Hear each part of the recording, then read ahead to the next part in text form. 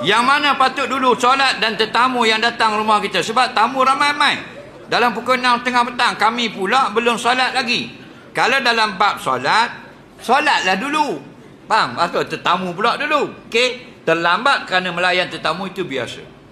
Dah boleh tertinggal. Jangan sampai tinggal solat. Layan tu boleh. Faham? Nabi pernah hak tertinggal solat, layan tetamu. Pernah. Solat apa? Solat sunat. Solat wajib dah. Faham lagi? Satu hari Nabi tertinggal solat sunat ba'diyah zuhur.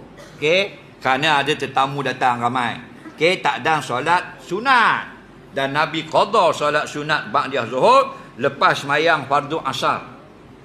Daripada tu ulama fiqh ambil semua lepas mayang asar subuh boleh qada. Apatah yang sunat, hak fardu lagi boleh. Tak? Dia gitu.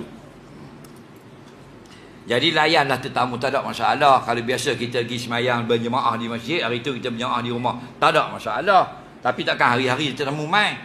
Tak, dia kata mu tak nampak Cik Mat main masjid kita sampai 2 tahun dah duduknya. 2 tahun tiap-tiap hari orang main rumah.